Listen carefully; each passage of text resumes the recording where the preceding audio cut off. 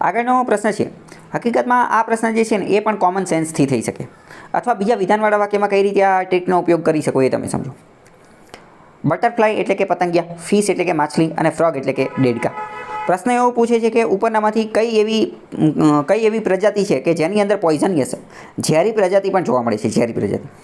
હકીકતમાં આવો પ્રશ્ન પૂછેલો હોય તો બધા જવાબ આવે. કેમ? કારણ કે સમજો, ટૂંકમાં એવું કહેવામાં આવે છે કે આમાંથી કોની અંદર જે છે એ ઝેરી પ્રજાતિ જોવા મળે છે. તો કે બટરફ્લાય. શું એકે એવા પતંગિયા આવે કે જે ઝેરી હોય? તો કે હા, ઝેરી પતંગિયા આવે. ફિશ માછલી, શું એકે એવી માછલી હોય કે જે ઝેરી આવે? તો કે હા, આવે તે.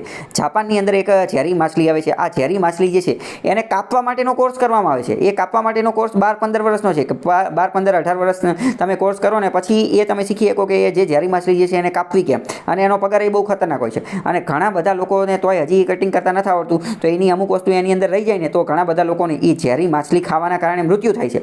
કેમ? કારણ કે એ માછલી જ્યારે કાપવાની હોય તો યોગ્ય જે છે એની અંદર જે એ ઝેરવાળી વસ્તુ એ કાઢી નાખવાની હોય, પણ તો એ અમુક વાર રહી ગઈ હોય તો મૃત્યુ થતું હોય છે. પછી ફ્રોગ્સ, શું અમુક એવા દેડકા આવે કે જે પોઈઝનિયસ ઝેરી હોય? તો કે હા, હોય. તો આ કોમન સેન્સવાળો જવાબ કેમ છે? કારણ કે તમે વિચારો, હવે બટરફ્લાય પતંગિયા, આખા વિશ્વની અંદર પતંગિયાની કેટલી પ્રજાતિ હશે? આપણે કંઈ બધી તો જોઈ નહીં હોય. આપણે હવે આપણા ગામમાં કેટલી હશે એ નહીં જોઈ હોય. તો મતલબ કે આ એક રીતે જનરલાઇઝ સ્ટેટમેન્ટ કહેવાય. આખા વિશ્વની અંદર ભાઈ એકાદી તો જે પોઈઝનિયસ ઝેરી પતંગિયા હશે જ તે. અને બીજી વાત, યુપીએસસીના એક્ઝામિનર ક્યારેય એવો પ્રશ્ન પૂછે કે જે છે ને એની અંદર કંઈક લોચા પડે. ફોર એક્ઝામ્પલ સમજો, માની લેવી કે બટરફ્લાય જે છે એમાં કોઈ ઝેરી પતંગિયું છે જ નહીં.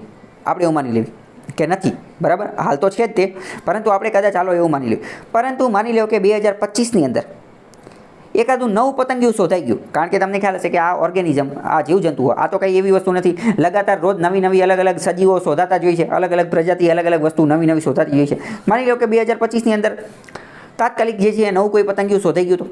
અથવા તો ફોર એક્ઝામ્પલ સમજો કે અત્યારે આ પરીક્ષા લેવાઈ ગઈ અને પરીક્ષાની આન્સર કે આવે છે એની વચ્ચે એકાદું એવું પોઈઝનિયસ ઝેરી વસ્તુ જે છે શોધાઈ ગઈ. તો મતલબ કે આવા જે કોઈ પણ ક્વેશ્ચન હોય ને આવાની અંદર બધા સાચા છે એવું જ માની લેવાનું, અથવા એવી રીતે જ તમારે લોજિક લગાવવાનું. કેમ? કારણ કે ભાઈ આખા વિશ્વની અંદર કેટલી બધી પ્રજાતિ હોય, તો એ બધી પ્રજાતિમાંથી એકાદી તો પોઈઝનિયસ ઝેરી હોય જ તેને. અને બીજું હાલો કદાચ નથી તો ભવિષ્યમાં એવું બની શકે કે ભવિષ્યમાં એકાદી પોઈઝનિયસ ઝેરી જે છે એ ગોતાઈ જાય.